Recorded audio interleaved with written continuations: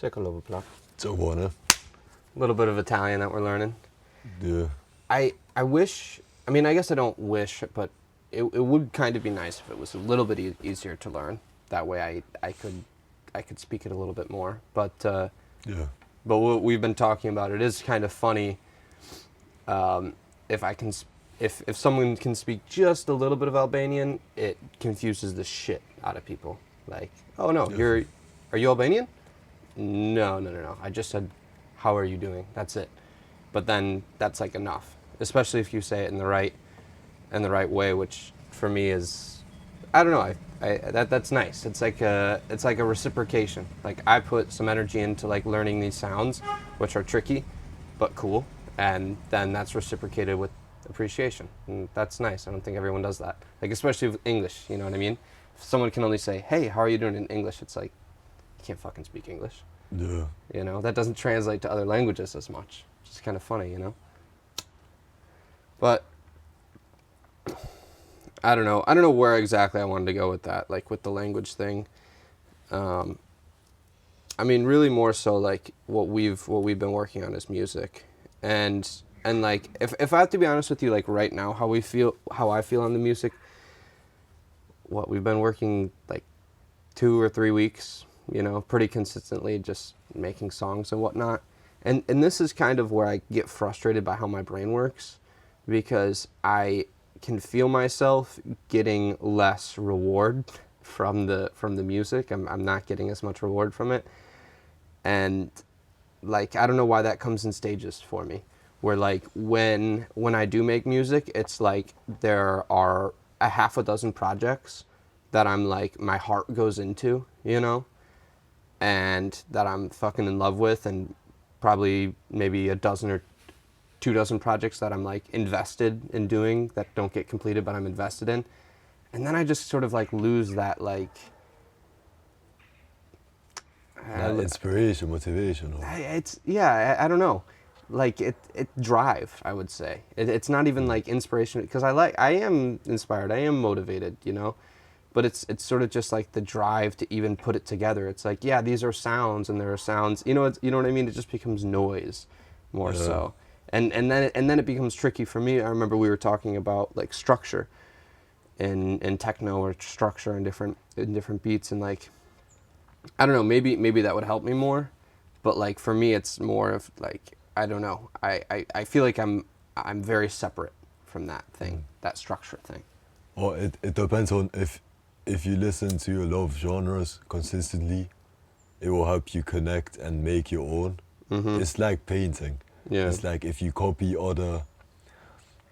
For example, I used to paint when I was younger, and then back then we would just copy what other painters would do, and then till you make something your own. Mm-hmm.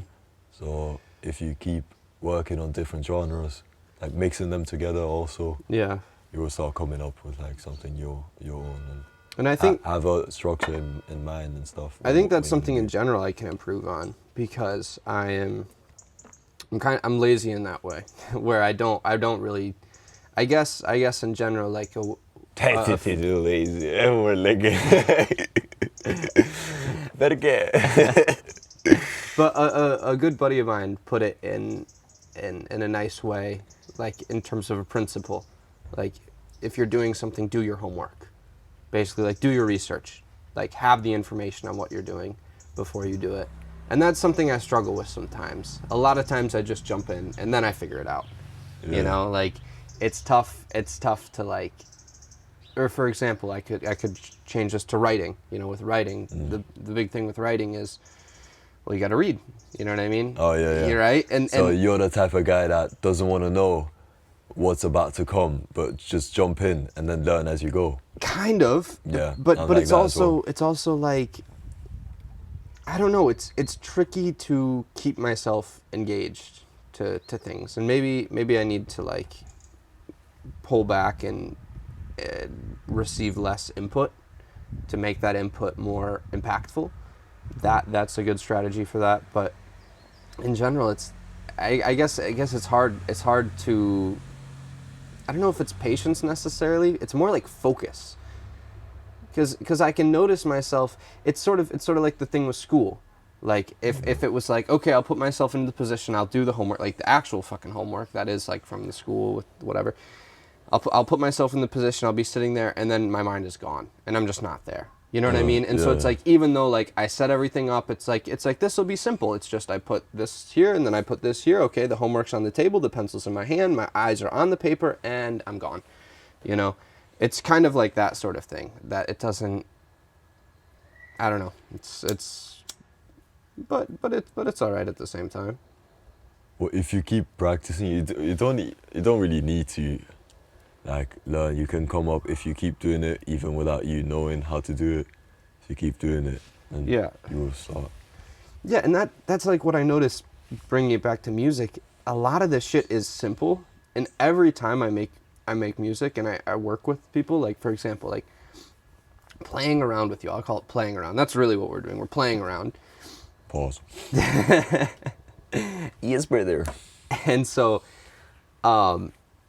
in doing that, I'm learning a lot from you, and I'm like taking in a lot of like systems of how things are done. Like, oh yeah, that's a simplification here, like with the kick or with the bass or with this. Oh, I've heard that sound and I just created it without meaning to. That's how I create that sound. You get what I mean? Yeah. Like these connections coming together. And then like hypothetically, if I took a break from making music and then in a couple months I started making music again, all of that would be there immediately. You get what I'm saying? But then also like I guess sometimes I get bored. And then this is the thing where I think music really, like, I like it the most when it's tactile. You know, like when it's like physical touch. Like when it's and it's tricky because the computer, what it's been able to do for music production is maybe one of the most powerful tools of music, you know, since we started banging on shit. Really, like it's incredibly powerful what you can do on a computer. But with that power, it's so hard not to just repeat shit. It's so hard to not abuse that power. It's like to go into a project. Vaffanculo. I need to go.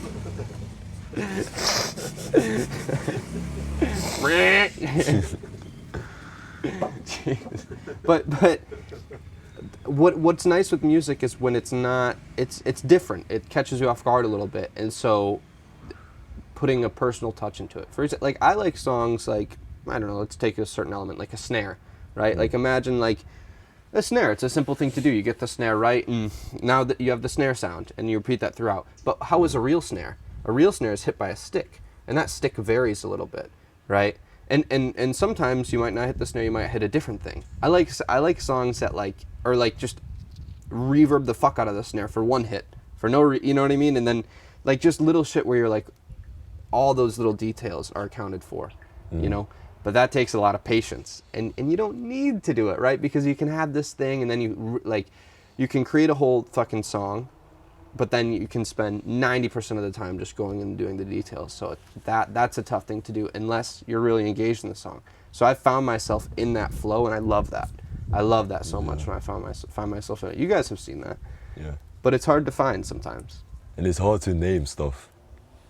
Because like most of the times when we are like making something, I'm like, oh yeah, do the but like how to do the koof, it's like, well, what's the name of the koof? And this is another thing, this is why I'm telling you to like, you know, if you want to look more into music, because I was lucky enough, like I did music in school, you know what I mean? Like I was in band. Oh. And so we have like, there is terminology for all of this.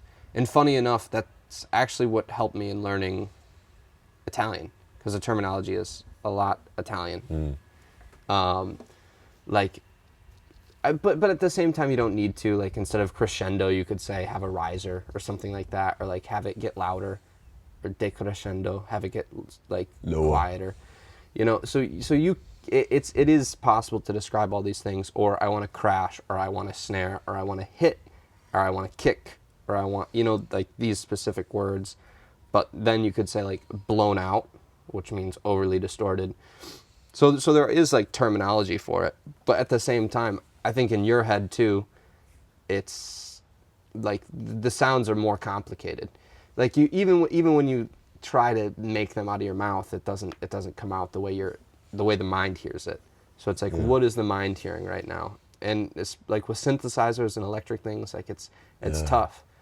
Like maybe what you should do is learn how a Yeah, synthesizer works. For example, it's like continuously tapping, Mm-hmm. and then in your head, one is higher, one is lower. It's like when telling someone, "Do you know the song?" You like keep tapping it, and in your head, it's like different different tones tones. of the taps. Yeah. And I get that. Yeah, you're projecting the note onto the sound. Yeah. That's a good creative problem though. It means you have the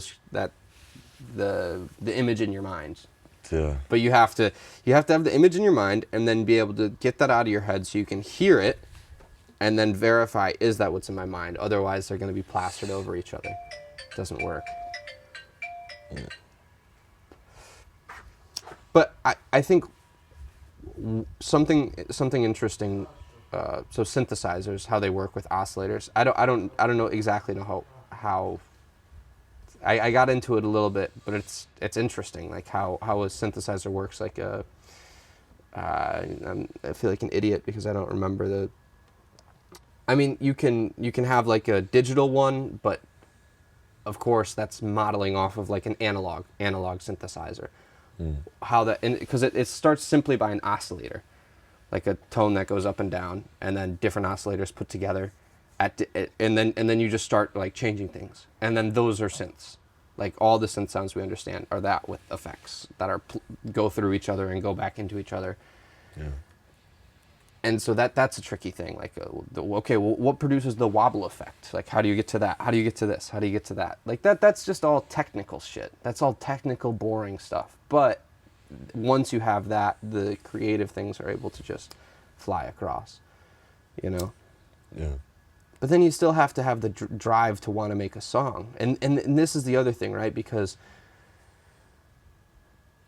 like, oh, it would be so cool to, like, make music and, like, have that be a thing and, like, sell beats. Like, sure, yes, but at the same time, I kind of... And this is also how I feel about writing, too. I would rather make my money doing something that I care less about, you know? I know that sounds weird, but, like...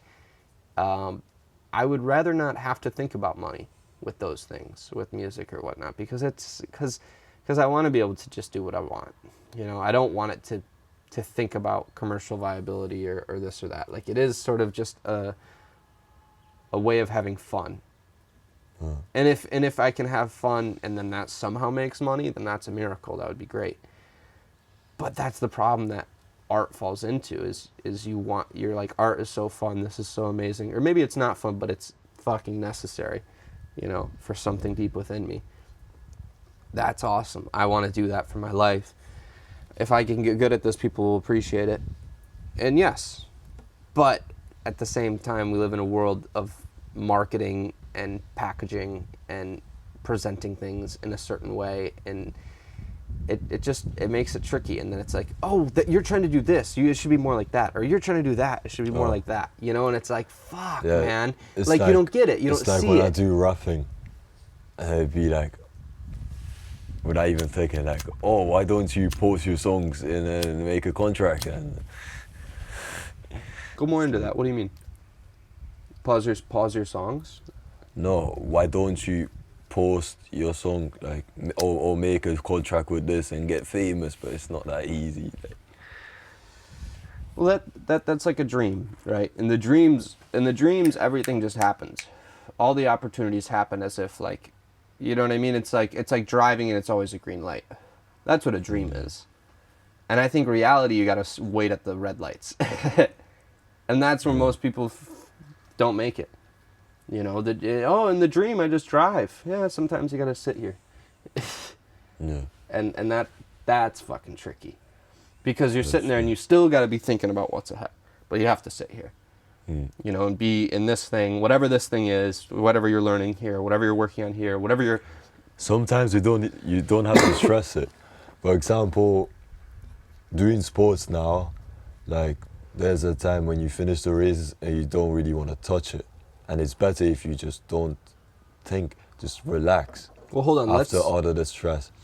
Yeah, I'm just talking about like sometimes you need to get a break and then see if that will crawl back to you Yeah, after a period of time. I really believe in that. I think that's why I like doing a lot of things. Or maybe I like doing a lot of things because I like taking breaks. Or you know what I mean? Like I don't like doing a lot of things. Like if I look at my life at any particular point in time, it's not that I'm doing so much necessarily, but if I combine those things together, I've done a decent amount of things, and I think that's more of how I operate. Maybe not everyone operates the same. Maybe everyone does the same thing every day for years and years and years and years and years. But I do things in different periods, like for weeks or for months, and then switch and do something different for weeks or for months, then switch and then do something different for weeks or for months. For me, that keeps me sane. Having like that difference. But you brought up something, and I think maybe if you want to share this would be cool, because it's something that I think is cool about you. Like, you're a fucking athlete, man. You're a legitimate athlete. Like, I actually don't even really know so many details, and maybe I kind of want to learn more about what that story is. I know you said you started a while ago, like as the team, but can you just walk me through that story, like your journey, Right. what that means to you, what biking means to you? Biking. It started when I was riding since 5 years. I was in kindergarten, but every day I'll go on a bike on a neighborhood. And then from there, I went to a lot of trips with my mom on a bicycle when I was 11 or 12. And then during the travel, the group, I always wanted to come like top 3. Like I wasn't even focused on what place we were visiting. I was only focused on the road while everyone was riding. Okay. I would like try to pass everyone. I had that sense of competitiveness in me. And then when I was like 13 or 14, I joined a cycling club here in Shkoder. And then it was quite tough, since being the only one from town, everyone was from the villages. And there's a different mentality, and plus they had more time in sports than me. I was new. It's like the new soldier type of thing, when you get a little bit bullied, you get a little bit hate, jealousy. But the passion was so high for me that I endured all the pain and stuff. And then continuing like that for another 3 years. When you say like the testing, was that more from like your coaches or from your Teammates. teammates? Nah, the coach has been an OP since day one. Coach was like, don't listen to anyone, and keep doing. Let your passion grab your legs and keep doing it. I'm just putting it in words or whatever. Yeah, and okay, so your other teammates were. Yeah, teammates, because most of them were from the villages. No, and is that? they all knew each other. Plus, the way we've been born here, we've been raised, it's like all bullying from school and stuff. It's very hardcore here. And then that's why everyone is serious nowadays, trying to be a gangster, so you don't have to deal with that anymore, you know? But then enduring that pain in the team, a little bit of stress from teammates, a little bit of stress because I was shit, because I was new. And then I was doing well, like with better races. I had no bravo, Matteo, you done it. It was only my coach that said that. All the team was like not even paying attention or waiting for my next mistake. But of course, there's goods and bads on the team. Of course, I trained with them. They were stronger than me, and in which I gained power. Yeah. They don't realize that. I gained a lot of power, and then they had to quit, of course, because the payment back there was not the best in Shkoder. Like being an athlete, 18, 19 wasn't, you had to work. Because there's a lot of money spent. And then they left, and I was still continuing. After everyone left, I was training actually alone, because there was For the team of Shkoder. Yeah. And how did that look like? So this group of kids, it kind of sounds like they were older than you. Yeah, everyone was older. I was the youngest. Okay, so they kind of aged themselves out. They weren't passionate enough to stay with it without the monetary incentive. But you stayed with it. I stayed with it. Because of the passion, I could not, like, quit. Mm-hmm.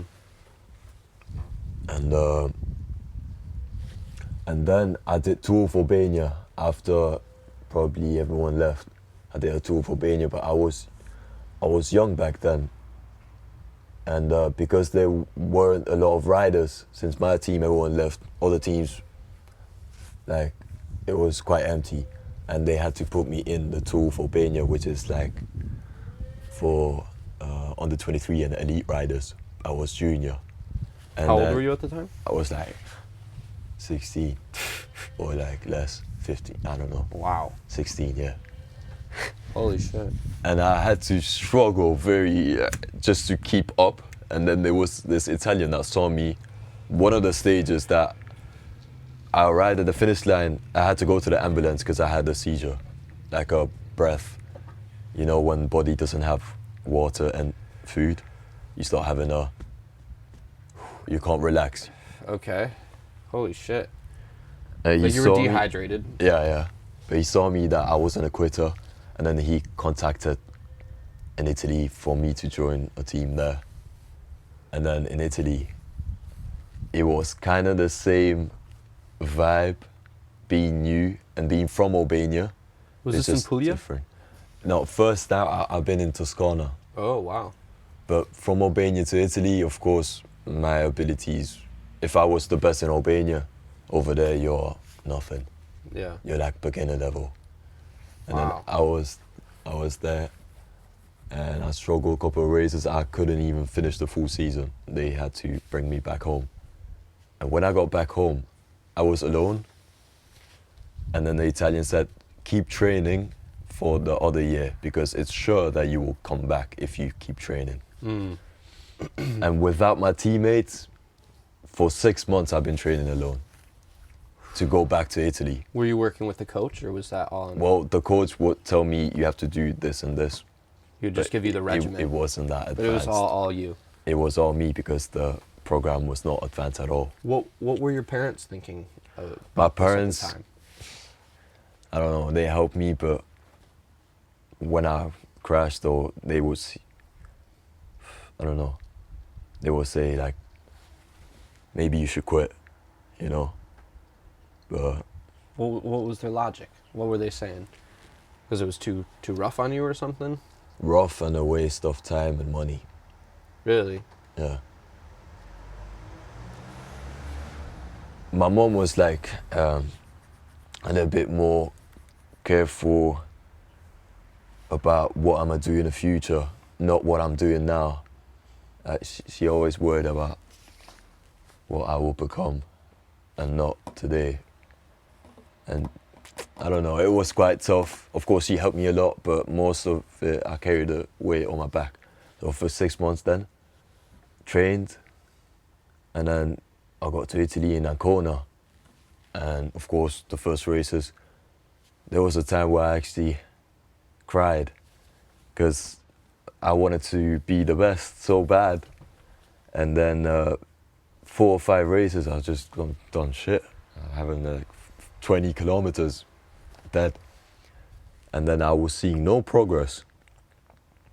Till one race, I was like crying. I was on the handlebars. Everyone has 2 or 3 minutes away. I was alone. I was like crying, and then I hit a car, I crashed. And then the father of a cyclist that would take me home back then, like, do you want to eat for dinner? Because they knew in Italy I was eating alone, all the sacrifices. I was living alone. And he came up to me when I was on the ground after I crashed, after the full frustration. And he hugged me, you know. And that means a lot because I live with my mom, and not to make it dramatic, but I'm happy how life went. But when he hugged me, it's like reminding me of if my dad hugged me that time. I was thinking of him like he was my dad. and my dad is alright. He's living in Greece. But from the hug, I've always upgraded then. I was like top 20, working for the captain. Wow. And then there's still more, a bit of racism. When I start upgrading, they're like... The Italians? The Italians. Really? Until they saw that I was actually good and we kind of connected together. But there's so many Albanians in Italy. Like, is Yeah, is but that a prejudice there? I don't know, not in cycling though. In cycling there, it was only 2 or 3 Albanians. Okay. And me. There's Albania that live, but it's a different life. Not competing. Gotcha. But then they started to respect you. Yeah. So you were on the team of Ancona. Mm-hmm. You did that for a season? Yep, full season. Wow, okay. And then where did that take you? And then they spoke with another team because I couldn't stay there anymore because it was under 18. And then when I turned 19 for the next year, I went to Bori. Mm-hmm. The team there was alright. Definitely not as advanced as in Ancona. But it was alright. Easier terrain, no? A little bit flatter than Ancona. That's And the other thing. yeah. When you went to Italy, was it like, obviously there's mountains here, but like Shkoder, it's pretty flat, and like this plane to Tirana, it's pretty flat.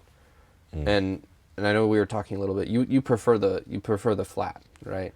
Or, To be honest, I prefer anything. okay. Anything. Climbing and flat. I try to get the full cycling. I don't want to be like, oh, I'm this. Yeah. Just want to enjoy everything. Yeah.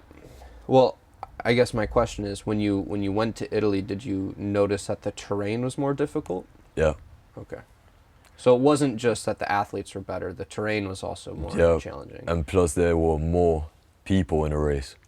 150 rather in Albania 30. So literally just more people around you that you have to deal with. Yeah. Like navigating and cutting Plus through. the roads were tighter. And the roads are smaller. Okay. Fuck. But I mean I can imagine that was incredibly beautiful that time there as well.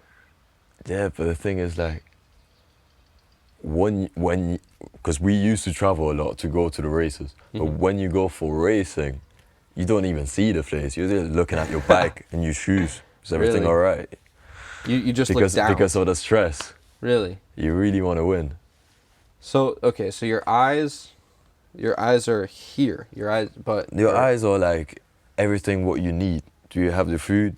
Everything. You're not like, oh my god, this place is so nice. It never. That never happens. Well, maybe to me. I don't know about other riders. Well, okay, but you're looking ahead of you and down. You're looking where you're going. Yeah.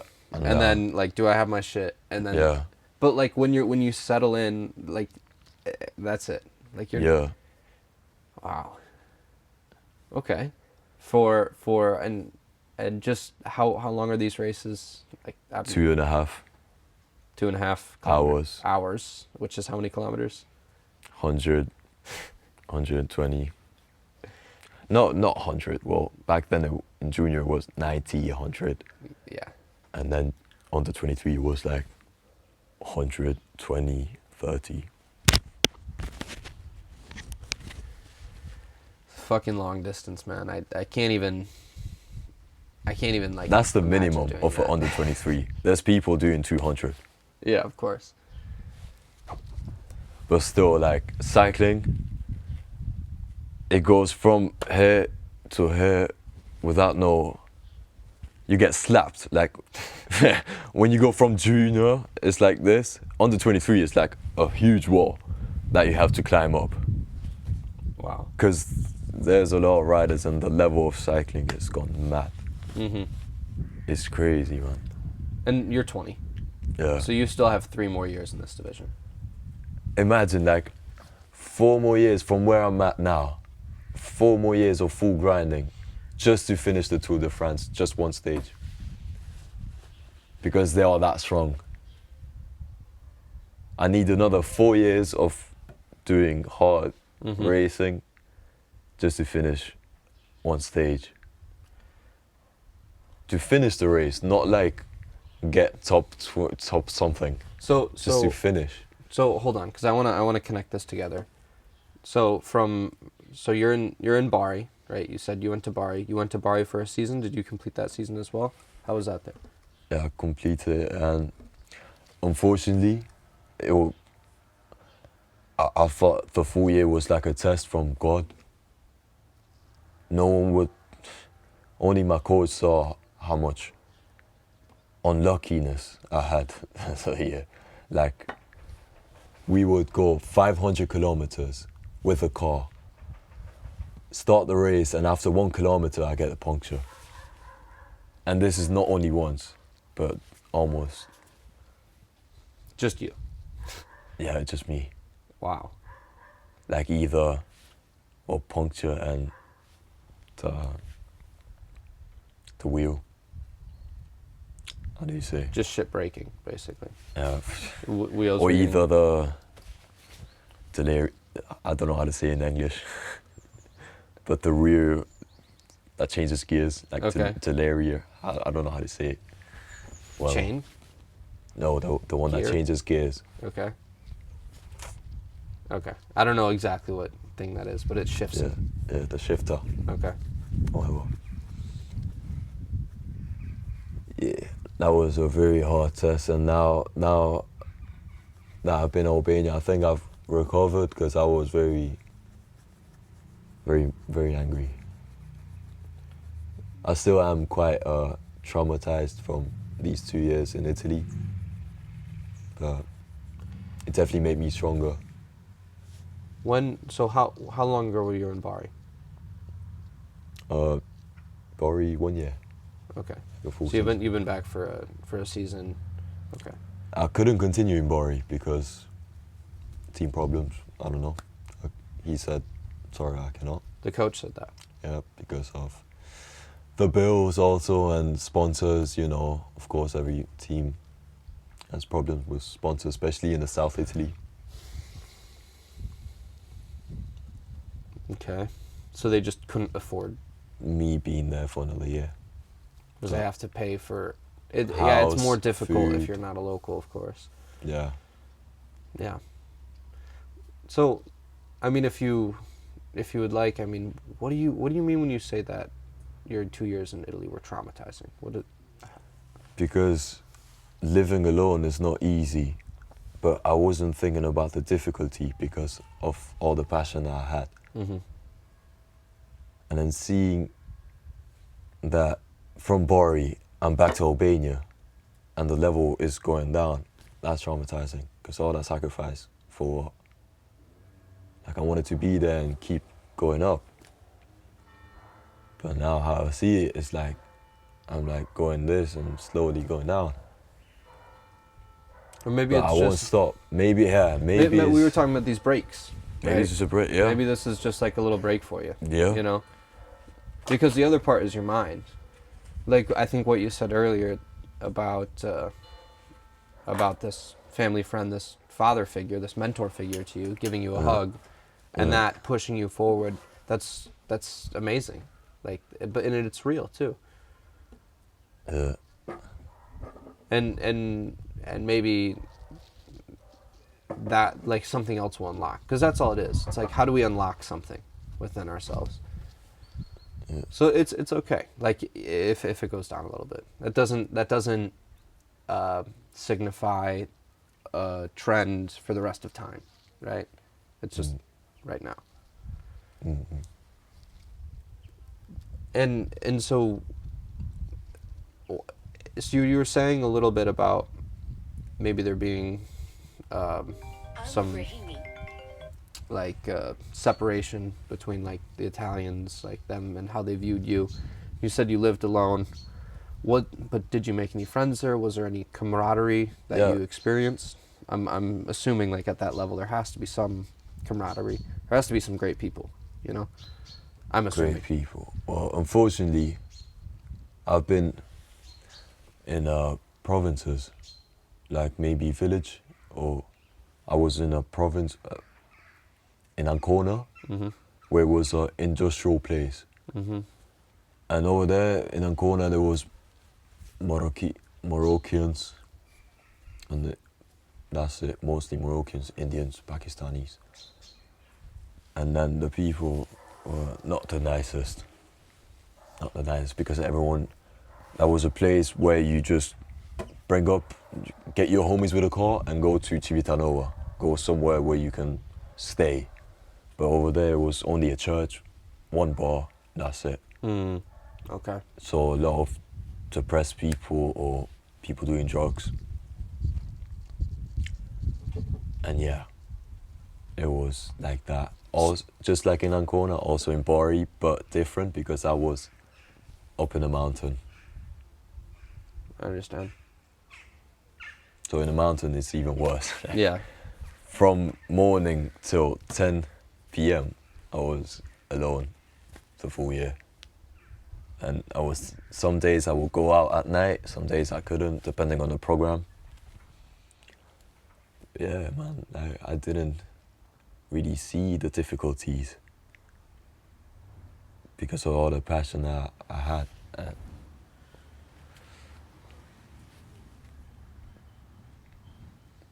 Yeah, and the problems you start seeing how you acting different. Now that I'm here, I see that I have a little bit of lack of patience. I get angry easily. That's my only. And silence. Too much silence will get me a bit sad because it will remind me of the full day I was alone. Silence is. I always want something. I'm very aggressive now and want something.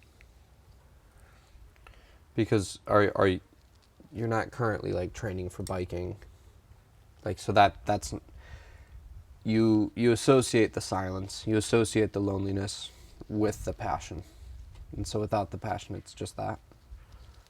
Yeah. The passion is what, bro. If I didn't do cycling, I don't know what I would do. So the passion is keeping me going. If astaghfirullah, I break an arm or something, bro, I don't know. I will definitely continue it still. But if I cannot do cycling, bro, it's like, that's my home right there. It's like, that's my mentality. That's my last hope. If I don't do cycling, I don't know, do drugs, I don't know. I'll be a drugger. Speaking of joggers, this is my friend Cooper. Nah, I'm joking. Yeah. I'm not joking though. I think that a lot of that like exists in different sports. Like for skiing, so many people that I met in the mountains, it's like, wow, a lot of people with problems come here. Like a lot of people with problems accumulate at these like particular like activities that give you something, like that act sort of like a drug, you know. Now I'll talk about skiing because I don't know biking so much, but I mean there's fucking so much adrenaline, and you're outside and you're moving, and it's you're connecting with something. You're connecting with something in yourself, but you're also connecting to something in the world around you. And that's like it's a stimulation. It's a stimulation, but it's like it puts everything, it makes everything at ease. Like it's something that settles everything. Yeah. It's like if you have a problem going through your day, you have a problem with some friend or something, you go skiing and everything fades away. And it's easier to speak the things because you already experienced so much shit in skiing, like adrenaline. And yeah. Yeah, it's Well, that's one thing. It's exerting yourself, and then it's also exerting yourself in a position where your life, or well, your things are at stake. And this is the same with cycling. If you're going fucking however fast, you don't want to fall. You know what I mean? Fuck, man. Or you don't want to hit something. You know what I mean? So you can't hit something. It's not like, oh, like, I'm not going to hit something. You know what I mean? That's the mentality. And so zoning into that where you're like, that's what you have to think about right now. Is like, Yeah. Also, going, that makes like, you that I can't fuck up mentality. yeah. And that's what I love about sports and everything. I can't fuck up. You have like self-confidence. You know how to take care of your things, because when going skiing, for example, you have to take care. You automatically think at some point of time. Like, It's how's interesting. my stuff, and you like, fixing everything, you're in order. But this helps you when you have kids and shit. Exactly. Well, that's like with the gear and shit. Yeah, like putting shit on, doing all that. Yeah, it becomes second nature. It's a part of you. And then the equipment itself just becomes an extension of your body. Like once you feel the skis, it's like you have long toes and heels that go back out, and they're slippery underneath. They're just your feet. They're just weird feet that do different things, and you know how to like work with them. It's very interesting. But I guess with the I can't fuck up thing, especially when you apply speed to that, it's like running on a tightrope. Fuck yeah. You know, but once you're doing it, you're like, I'm doing it. You know what I mean? And then you're just forward. It's forward thinking. I guess it's a way to. It's like a way to consolidate energy. It's like magnifying energy. When I say it's like puts things together. Yeah. Like, you know, like how when a sunbeam goes through a magnifying glass and it just becomes like a fucking heat ray? Yeah. That's what it does. That's what like these things do, is it takes that loose energy that's within all of us. I think it's sort of like it can be an agitation with that silence, with the loneliness, whatever that is. Taking that and refining that into something that does something for you. And then you look back and you're like, wow, I had all these experiences, I have all these stories. Also, this is what my body is now. Also, these are the capabilities that I have. And it's like, yeah, but it was just from this feeling that I enjoyed. But it had all these positive things as well. Mm. Yep. Yeah, man. And it's cool too, because I think when you're doing things in life, it also brings you to connect with people. Like, I don't know. I wouldn't have met you if you weren't in cycling, because you wouldn't have been in Tirana. Yeah. I was in Tirana because we had competition, and I was sleeping there at the hostel because it was cheaper. That's what the federation paid. They paid my hospital. Yeah. And then Just sweet. there was you. Like, Yeah. That's good. Yeah, it's pretty cool. It's pretty cool when you think about it. Yeah, I remember thinking, I'm like, damn, that's sweet that they put you in a hostel. That's better than that's interesting. You know, like that's something mentally like it's something else. It can also be something annoying too. Remember, we were laughing about the fucking travel conversation and this and that. And you said something interesting to me, man, like cuz I remember being like, well, yeah, that's cool with cycling, because of course I was around all travelers and I was sort of in that mentality too. I'm like, oh, you could travel with that. I mean, you know, there's people that have passed through this hostel and many others that are cycling around places, you know. And if you're a fucking endurance biker, that's just like, I'm like, oh, that's cool, because that's something that I wouldn't even think to do. But if all of a sudden it was like, oh, you have that ability, it's like, oh, that's something you can do. So I was like, man, that would be interesting for you. And you said something like, yeah, but I don't really want to travel. I kind of I like Shkoder. I like my friends here. I like being here. Yeah. And that's important too. It's not always about moving. It's about creating something. Yeah. And yeah, little message about the people traveling. Bro, like, you travel, okay, but that shouldn't be like a passion or something. That's not a passion. It's like in Albania, if I'm like traveling, my mom would whoop my ass because, yo, if I'm like traveling and not seeing my mom, or I don't know, family needs always to be like family first. Not me being, I don't know what you guys will think, like on a video, like being, oh, he's Albanian, of course he wants his family, like something stereotypical. This adds up for all races, family first. And then for traveling, I don't know, bro. Like, for me, I don't want to travel, to be honest. I want to build something here. Even if it's not that good now, at least I know a little shortcut, because I know people. Yeah. You know, I can still make it work. Yeah, it's tough because... For some people that don't have connections here, it's difficult.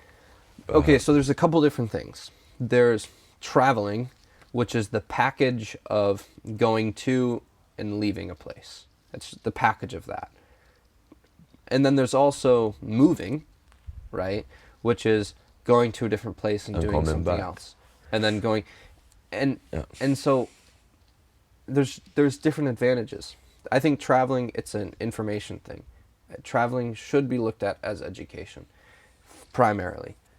And fun second. I don't know. But also fuck the rules. I mean, if you're having fun, you're probably going to learn as well. That's my experience. It's okay. But some people don't have the consideration to learn while traveling. It's just about... I mean, I think a lot of people don't know what the fuck they're doing when they're traveling, which is fantastic, which is all right. Yeah. But what's important, I believe that the answer is education. Why else are you doing it? Why else are you going to a different place? You know what I mean? Because it's different. And when with different things, you get new information. And with new information, you make new connections, Yes. new information, Wait. new wisdom. That's what it's all about. It's It about shouldn't integrating the good things. Yes. For example, It as you were should be just something saying, secondary. as you were It just shouldn't saying, be primary. in this part of the world, in Albania here, family is that culturally is a much higher value than in the United States. That just, the culture here, it is, which I think is a good thing, you know? And it's good to take these things, or not take them, but see them, appreciate them, and understand where the values come from.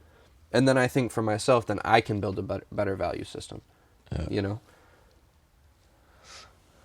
Oh no, bro, like, you get all this traveling, but some people are like that, you know. They don't even think about marriage, they don't even think about family. I respect that. But personally, I think we should be like spiders and then build a net. And if we want to travel, like swing like Spider-Man and come back to the net, bro. Like, the net is important, bro. Yeah. Like the yeah. little house, the connections, and you in the middle. I love that.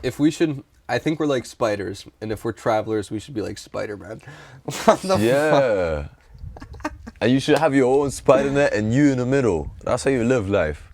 You have connections everywhere. You should be in the middle.